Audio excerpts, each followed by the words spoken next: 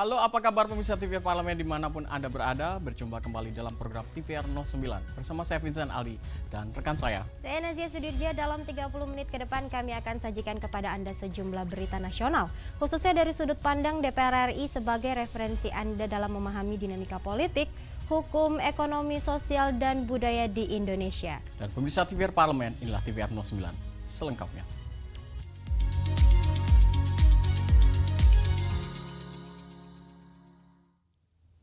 Pemirsa, dalam rangka menyeimbangkan neraca perdagangan dengan tambahan kuota impor, anggota Komisi 12 DPR RI Ramson Siagian mendukung rencana penambahan kuota impor minyak dari Amerika Serikat senilai 167,73 triliun rupiah. Anggota Komisi 12 DPR RI Ramson Siagian mendukung rencana penambahan kuota impor minyak dari Amerika Serikat senilai 167,73 triliun rupiah. Karena dapat menjaga keseimbangan neraca perdagangan dan menjaga lapangan pekerjaan dari sektor ekspor. Ramson menyampaikan impor minyak dan LPG tersebut juga dapat memenuhi kebutuhan minyak Indonesia yang mencapai 1,5 juta barel per hari dan belum dapat dipenuhi produksi dalam negeri karena lifting nasional hanya menghasilkan sekitar 610 hingga 620 ribu barel minyak per hari.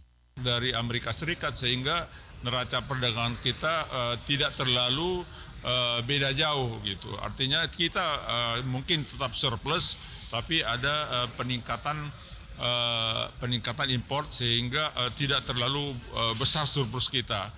Di satu sisi supaya juga tarif dari ekspor hasil-hasil industri ke Amerika Serikat juga tidak kena tarif yang tinggi. Karena sebenarnya yang kita ekspor ke Amerika Serikat itu khususnya adalah hasil-hasil industri. Jadi apalagi industrinya yang padat karya, jadi sangat membantu kepada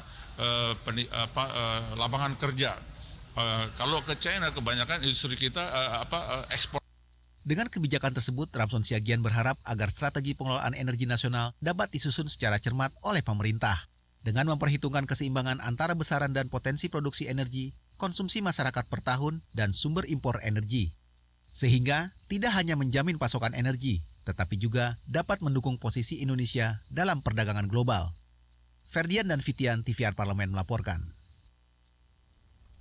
Wakil Ketua Komisi 4 DPR RI tinjau implementasi penyerapan gabah dan jagung di Sukabumi guna melihat langsung implementasi kebijakan pemerintah di lapangan. Wakil Ketua Komisi 4 DPR RI Alex Indra Lukman menegaskan, dinamika yang terjadi pada implementasi kebijakan Presiden tentang penyerapan harga gabah dan jagung akan jadi catatan penting dalam penyempurnaan di masa mendatang. Hal itu disampaikan Alex Indra yang juga Ketua Penyerapan Gabah dan Jagung Komisi 4 DPR RI saat melakukan kunjungan kerja ke kawasan pertanian di Situ Gunung, Kecamatan Kadudampit, Kabupaten Sukabumi, Jawa Barat. Menurutnya, kunjungan ini merupakan bagian penting dari fungsi pengawasan DPR RI, khususnya untuk melihat langsung implementasi kebijakan pemerintah di lapangan.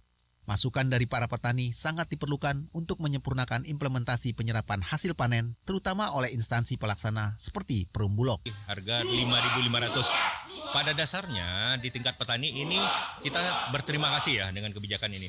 Nah, oleh karena itu Panja sekarang menyerap segala keluhan untuk memperbaiki, untuk memberikan rekomendasi bagaimana perbaikan-perbaikan mekanisme oleh Bulog di dalam rangka menyelesaikan penugasan dari Bapak Presiden untuk menyerap gabah dan jagung petani.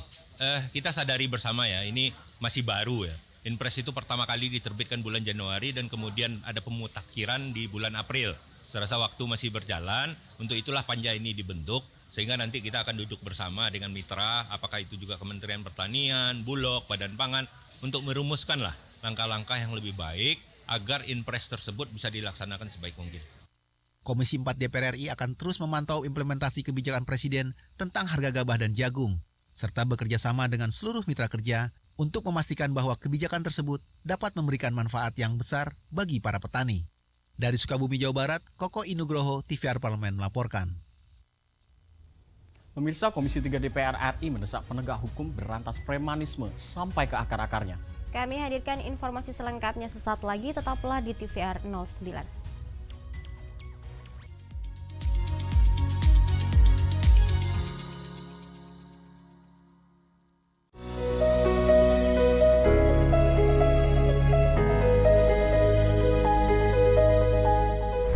ya pertama kita berikan literasi keuangan ya, baik kepada masyarakat secara umum maupun kepada perempuan, karena perempuan itu kan sebenarnya perencana ekonomi rumah tangga yang paling depan ya, paling utama. Ini kan anak muda pikirannya mau jadi, kalau terutama di dapil saya ya, mau jadi ASN ya. Mau jadi ASN, padahal kan untuk lapangan pekerjaan atau kebutuhan ASN di satu instansi kan nggak banyak, ya. Nah, bagaimana kita rubah paradigmanya bahwa dia harus bisa menciptakan lapangan pekerjaannya sendiri. Kalau ingin kembangkan pariwisata, daerah itu ingin mau mendapatkan pendapatan asli daerah dari potensi pariwisata, pertama soal lingkungannya dulu. Nah, bagaimana soal lingkungannya ya, sumber daya manusianya dilatih dulu, ngerti gitu loh. Perempuan itu harus lebih banyak duduk di parlemen. Contohnya negara Skandinavia, Swedia, Finlandia, Norwegia, itu anggota DPR perempuannya itu 40% sampai 60%. Dan mereka adalah negara-negara yang paling bahagia dan negara-negara yang paling sejahtera.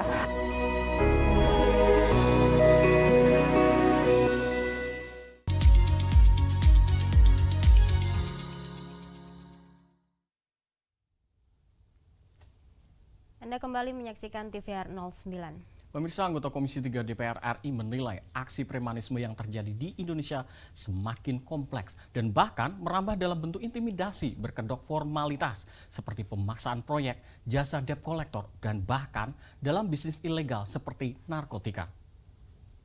Terkait maraknya tindakan premanisme yang diduga dilakukan oknum organisasi masyarakat atau ormas akhir-akhir ini, Komisi 3 DPR RI mendorong pemerintah melakukan pengawasan dan tindakan terukur yang lebih serius, khususnya dalam upaya penegakan hukum. Anggota Komisi 3 DPR RI Hinca Panjaitan mengatakan saat ini aksi premanisme yang terjadi di Indonesia semakin kompleks. Tak hanya hadir dalam bentuk kekerasan fisik di jalanan, tetapi kini juga merambah dalam bentuk intimidasi berkedok formalitas, seperti pemaksaan proyek, jasa debt collector, bahkan dalam bisnis ilegal seperti narkotika. Untuk itu dirinya menilai pemberantasan aksi premanisme harus dilakukan sampai ke akar-akarnya, termasuk aktor intelektual yang berperan memberikan perintah atau menyewa jasa preman-preman ini. Nah, premanisme ini adalah virus ini, enemy, penyakit yang harus ditegakkan ya oleh aparat penegak hukum. Tadi sudah disebutkan, ada yang malah, ada yang menggunakan intimidasi, kekerasan, tapi ada juga premanisme ini yang menggunakan fisik tadi itu, ada juga yang menggunakan pengaruh. Semua anggota dewan ini adalah semangat untuk membuat aturan yang mencegah ormas-ormas yang dianggap menyalahi aturan. Sehingga parameternya itu dibuat tegas dan tidak ada lagi yang menyimpang, berlindung di balik ormas tadi. Jadi kriteria dan semuanya diperbaiki, nah itu nanti di komisi yang lain. Hinca juga mengatakan Komisi 3 akan terus mengawal isu ini melalui fungsi pengawasan secara menyeluruh dan mendukung penuh langkah penegakan hukum oleh kepolisian dalam pemberantasan premanisme. Dodi, TVR Parlemen melaporkan. Ketua BAKN DPR RI Andreas Edi Susetio dorong modernisasi mesin produksi PT Pupuk Indonesia yang saat ini sudah tua sehingga berdampak pada pemborosan energi. Badan Akuntabilitas Keuangan Negara DPR RI mendorong penyaluran pupuk bersubsidi oleh pemerintah dapat lebih efektif dan efisien sehingga mampu mensejahterakan petani. Usai rapat dengar pendapat umum dengan Kepala Organisasi Riset dan Pangan BRIN dan Dekan Fakultas Pertanian UNPAD, Wakil Ketua BAKN DPR RI Habib Idrus Salim Al-Jufri menyampaikan berbagai masukan yang diperoleh dari pakar diantaranya terkait pendistribusian pupuk kepada petani dan pola subsidi tidak hanya diberikan dalam bentuk pupuk, tetapi juga subsidi hasil panen. Habib menilai kenaikan harga pokok penjualan atau HPP pupuk disebabkan karena kenaikan harga baku produksi yang sebagian besar masih impor, salah satunya unsur kalium. Untuk itu ia mendorong ke depan Indonesia dapat lebih mandiri dalam memproduksi bahan baku pupuk sehingga dapat menurunkan HPP. Kita dengar sendiri dari para pakar yang kalium saja masih 100% dari impor begitu ya. Kemudian unsur yang lainnya juga 80% masih impor, maka HPP tidak bisa dipungkiri pasti akan naik juga. Otomatis kalau HPP naik, subsidi pun naik. Kalau subsidi naik, yang terbebani adalah pemerintah. Ya. Kita ingin HPP Kita ingin tadi kita dengar dari para anggota BAKN kita kalau misalnya bisa kalium dan lain sebagainya ini diproduksi sendiri sehingga bisa menurunkan angka HPP dan bisa memperbaiki angka subsidi tadi tanpa mengurangi subsidi ke para petani tadi. Jadi tidak mengurangi efeknya ke petani, justru memperbaiki subsidinya bisa lebih baik lagi. Di sisi lain, Habib Idrus menekankan pentingnya pelatihan kepada petani terkait penggunaan pupuk bersubsidi, sehingga dapat berdampak positif terhadap produktivitas hasil pertanian. Helmi dan Domi, TVR Parlemen melaporkan. Pemirsa, Komisi 9 DPR RI menilai turunnya angka prevalensi stunting, kematian ibu melahirkan dan bayi baru melahir, salah satunya merupakan hasil kerja keras dari kader Posyandu yang tersebar di seluruh desa dan kelurahan di Provinsi Sumatera Utara. Komisi 9 DPR RI mengapresiasi peran pos pelayanan terpadu atau Posyandu sebagai salah satu ujung tombak dan garda terdepan dalam mengatasi berbagai masalah kesehatan di tengah masyarakat. Hal itu diungkapkan anggota Komisi 9 DPR RI Neti Prasetyani usai melakukan kunjungan kerja reses ke kantor Gubernur Provinsi Sumatera Utara. Neti menilai turunnya angka prevalensi stunting, kematian ibu melahirkan dan bayi baru lahir, salah satunya merupakan hasil kerja keras kader Posyandu yang tersebar di seluruh desa dan kelurahan di Provinsi Sumatera Utara. Ia meminta Kementerian Dalam Negeri dan pemerintah daerah terus melakukan pembinaan dan peningkatan kapasitas kader Posyandu untuk membantu menyelesaikan berbagai isu dan masalah kesehatan yang berkembang di tengah masyarakat. Ini menarik ya untuk dicermati. Kenapa? Karena angka kematian ibu menurun, angka kematian bayi menurun, kemudian prevalensi stunting juga menurun meskipun masih di atas angka nasional. Sementara puskesmas jumlahnya berkurang, pustu juga jumlahnya berkurang, puskesmas pembantu. Nah ini agak menarik kenapa? Karena kira-kira apa yang dilakukan? Nah ternyata salah satu yang menjadi andalan pemerintah Provinsi Sumatera Utara adalah kader Posyandu ya. Nah ini tentu menjadi catatan penting bagi kami semua bahwa kader Posyandu yang selama ini mungkin dibina oleh Kementerian Dalam Negeri, CQ pemerintah daerah, ini harus terus ditingkatkan ya kapasitas dan kompetensinya sehingga isu-isu kesehatan yang kontemporer ini juga bisa dilakukan. Neti berharap eksistensi dan kerja keras Posyandu mendapat perhatian dan apresiasi yang layak dari Kemendagri dan pemerintah daerah, mengingat jasa dan manfaat yang ditimbulkan Posyandu sangat besar bagi masyarakat. Fajar Ilhami, TVR Parlemen melaporkan. Indonesia menjadi negara tertinggi kedua yang terjangkit virus mematikan tuberkulosis. Dan pemirsa, data Kementerian Kesehatan menunjukkan sepanjang tahun 2024 hingga Maret 2025, lebih dari 23.000 pasien meregang nyawa karena TBC. Dan kami hadirkan informasinya sesaat lagi, tetaplah di TVR 09.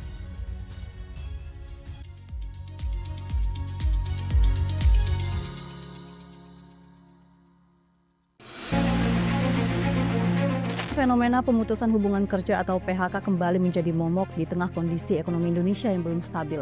Sudah di angka 24 ribuan kasus PHK nih Pak. Apa sebenarnya Pak yang terjadi? Ekosistem iklim investasi di Indonesia saat ini masih belum ideal bagi perusahaan-perusahaan untuk mau menaruh modal atau menginvestasikan modalnya dan mempekerjakan lebih banyak lagi pekerja di Indonesia. Undang-Undang Cipta Kerja kan digugat dan sudah ada putusan Mahkamah Konstitusi bahwa klaster ketenaga kerjaannya dibatalkan sehingga kita akhirnya kembali ke Undang-Undang Ketenaga Kerjaan yang lama. Faktor-faktor penyebab adanya PHK ini mencerminkan baru ada tekanan usaha yang sangat berat untuk berjalan di Indonesia. Presiden ya harus bisa mengkoordinir lintas kementerian nih untuk membuat semacam blueprint ke depan. Kita ingin membangun iklim investasi yang seperti apa. Pekerja yang terkena PHK dan tidak mendapatkan JKP bagaimana Pak? Ya, laporkan ke Dinas Ketenagakerjaan setempat, laporkan ke Kementerian Ketenagakerjaan, bahkan laporkan ke kami akan membantu memfasilitasi. Nih Pak, gelombang PHK, optimis nggak bisa dibendung? Hanya di TVR Parlemen. Kehadiran mereka tidak hanya mewakili suara perempuan, tetapi juga membawa perspektif yang beragam serta pengalaman hidup yang unik ke dalam proses pembuatan kebijakan. Saksikan Perempuan Parlemen hanya di TVR Parlemen.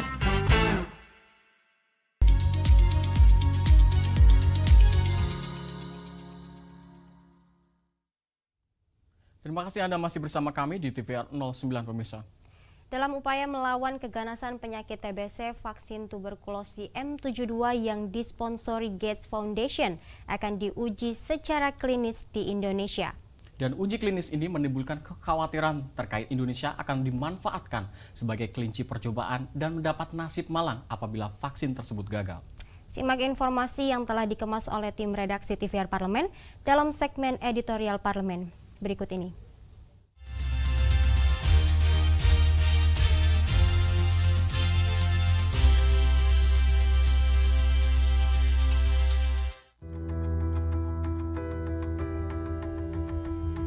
Indonesia menjadi negara tertinggi kedua yang terjangkit virus mematikan tuberkulosis.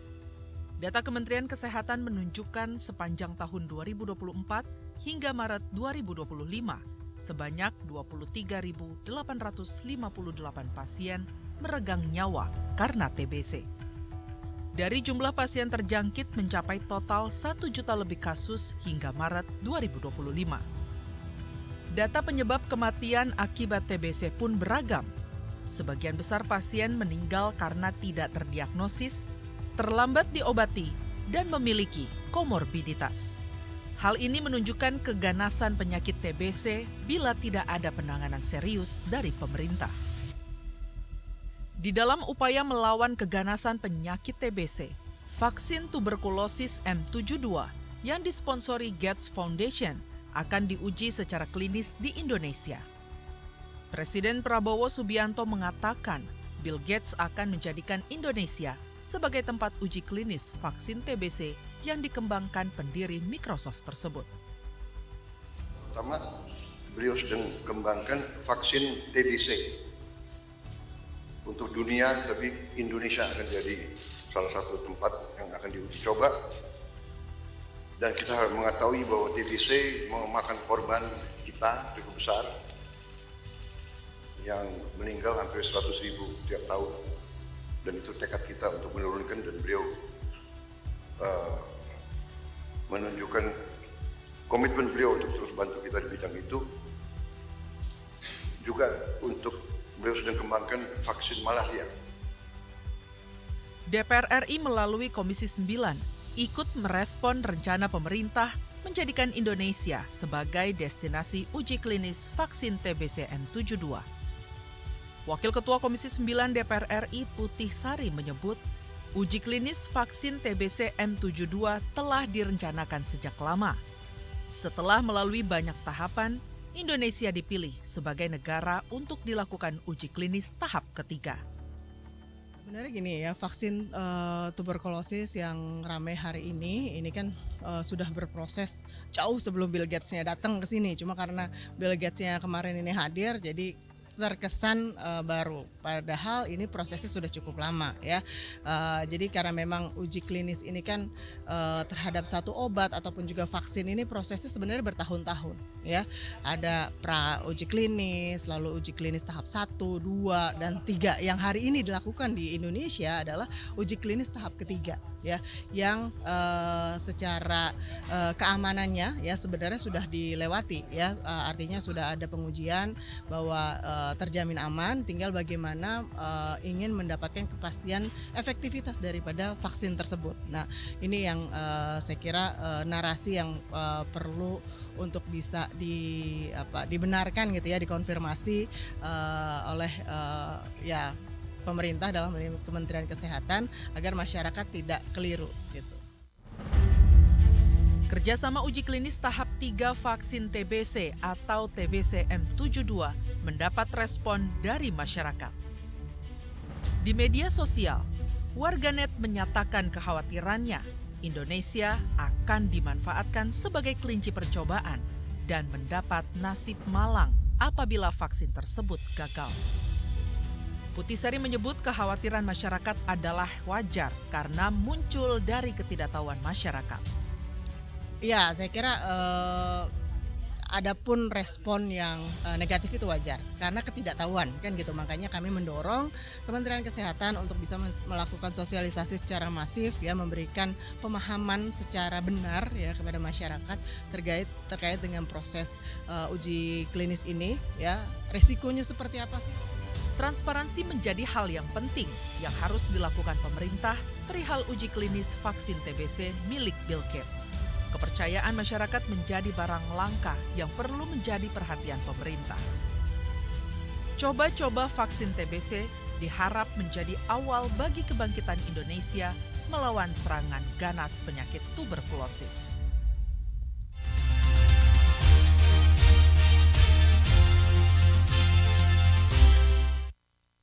Pemirsa, Hagia Sophia menjadi salah satu landmark paling populer di Istanbul. Di balik keindahan arsitekturnya, Hagia Sophia memiliki sejarah yang sangat panjang sejak dari zaman Kekaisaran Bizantium. Seperti apa keindahan dan sejarah apa yang terkandung di dalamnya? Jangan kemana-mana, tetaplah di TVR 09.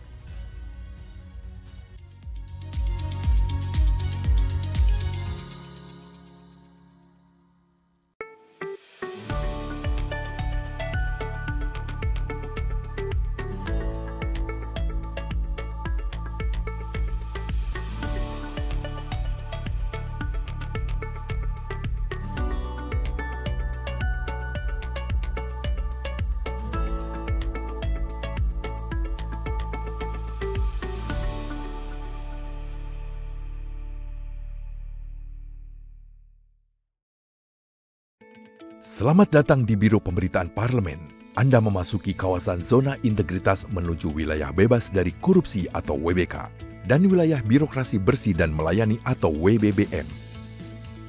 Biro Pemberitaan Parlemen berkomitmen penuh untuk mewujudkan wilayah bebas korupsi dan wilayah birokrasi bersih dan melayani.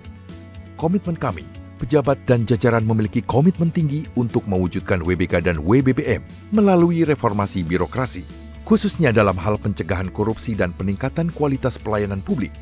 Kedua, bebas dari korupsi dengan terwujudnya wilayah bebas korupsi atau WBK, yang artinya bebas dari KKN, gratifikasi dan dari segala bentuk pungutan liar atau pungli. Terakhir, pelayanan prima dengan terwujudnya wilayah birokrasi bersih melayani, yaitu dengan meningkatnya kualitas pelayanan publik dan tercapainya kepuasan masyarakat terhadap pelayanan.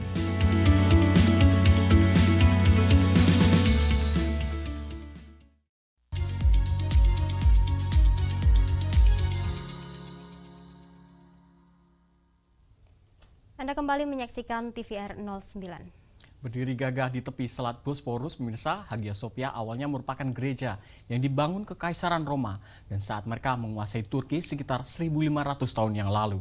Menjadi saksi bisu sejarah peradaban Roma dan Ottoman, Hagia Sophia merupakan simbol agung bagi umat Islam dan Kristiani di dunia yang menjadi potret pembelajaran tentang toleransi. Dan tanpa berlama-lama pemirsa, langsung saja kita saksikan tayangan sejarah 3 agama di bawah naungan Hagia Sophia dalam segmen Intips, informasi dan tips berikut ini.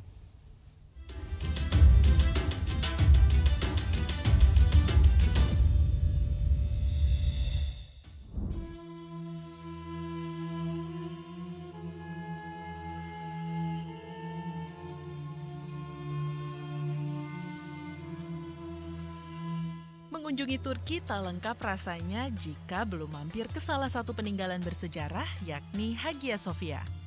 Terlepas dari kontroversi sejarahnya, Hagia Sophia menyimpan keindahan bangunannya yang unik. Berikut liputannya untuk Anda. Berbicara negara Turki, pastinya tidak akan lepas dari beragam destinasi wisata yang dimilikinya. Hampir 70% daya tarik wisata di Turki didominasi oleh situs bersejarah peninggalan peradaban, salah satunya Masjid Hagia Sophia. Hagia Sophia merupakan perpaduan dari kerja keras, arsitektur, sejarah, seni, dan politik. Semua ini disatukan di bawah satu atap. Dibangun pada abad ke-6, monumen ini menjadi bangunan gerejawi yang paling penting dari Kekaisaran Bizantium. Sepanjang sejarah Hagia Sophia, kubahnya menaungi 3 agama besar, yaitu Kristen Ortodoks, Katolik Roma, dan Islam. Didirikan pada masa Kaisar Bizantium Constantius, Hagia Sophia pada awalnya dibangun sebagai basilika bagi gereja Kristen Ortodoks Yunani. Pada saat pembangunan gereja pertama, Istanbul dikenal sebagai Konstantinopel, mengambil nama dari ayah Raja Konstantius, yaitu Konstantin I, penguasa pertama Kekaisaran Bizantium. Bagian dalam Hagia Sophia dilapisi dengan marmer berbagai warna. Tiang-tiangnya diambil dari bangunan kuno yang digunakan kembali untuk menopang arcade. Bagian atasnya didekorasi dengan emas dan salib besar dalam medali diletakkan di puncak kubah. Kubah utama berdiameter 31 meter ini merupakan puncak dari sistem kubah dan semi kubah yang kompleks. Di salah satu pintu masuk Hagia Sophia terdapat mozaik perawan Maria menggendong anak Kristus. Dalam mozaik tersebut, terlihat Kaisar Konstantinus dan Justinianus mengapit keduanya. Mozaik ini menyoroti kepercayaan Bizantium pada perawan Maria sebagai pelindung kota. Setelah tentara salib mengambil alih Konstantinopel pada tahun 1204 Masehi, Hagia Sophia kemudian berubah fungsi menjadi katedral Katolik. Fungsi ini terus berlangsung sampai reklamasi kota pada tahun 1261. 2 abad berselang, Turki kemudian ditaklukkan oleh Sultan Mehmed II pada tahun 1453. Hagia Sophia pun diubah menjadi masjid. Status ini dipegangnya sampai jatuhnya Kekaisaran Ottoman pada awal abad ke-20. Hagia Sophia tidak hentinya mengalami perubahan. Tahun 1935, pemerintah Turki melakukan sekularisasi bangunan dan mengubah fungsinya menjadi museum. Upaya besar telah dilakukan untuk penelitian dan restorasi monumen besar ini. Tahun 1931, Mustafa Kemal Atatürk, Presiden pertama Republik Turki, mengizinkan Institut Bizantium Amerika untuk mengungkap dan memulihkan mozaik aslinya. Pada tahun 1985, bangunan ini diakui oleh UNESCO sebagai mahakarya arsitektur unik dari budaya Bizantium dan Ottoman. Puluhan tahun berfungsi sebagai museum, status Hagia Sophia kembali berubah. 10 Juli 2020, di masa kepemimpinan Presiden Recep Tayyip Erdogan, Hagia Sophia kembali dialihfungsikan menjadi masjid. Sempat menuai kontroversi, fungsi Hagia Sophia sebagai masjid hingga sekarang masih terus dipertahankan. Tidak hanya sebagai tempat ibadah, Hagia Sophia masih menjadi destinasi wisata favorit di Turki. Banyak wisatawan mancanegara, baik muslim maupun non-muslim, setiap harinya memadati masjid untuk ibadah ataupun sekedar ingin menikmati keindahan karya arsitekturnya. Lukisan Bunda Maria, Bayi Yesus, kaligrafi Allah dan Muhammad, serta mozaik kuno terpampang indah menghiasi seluruh sudut masjid. Hagia Sophia memegang status museum hingga tahun 2020, ketika pemerintah Turki mengubahnya kembali menjadi masjid. Hagia Sophia mencerminkan perubahan agama yang terjadi di Turki selama berabad-abad. Dengan menara dan prasasti Islam yang kokoh, serta simbol agama Kristen yang mewah, hingga kini, Hagia Sophia merupakan bangunan monumental yang sejarahnya telah menaungi 3 agama.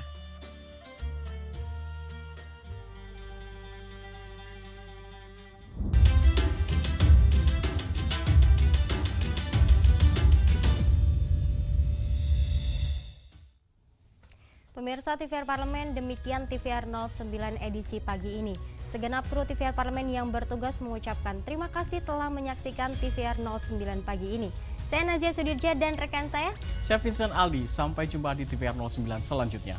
TVR Parlemen, Referensi Indonesia.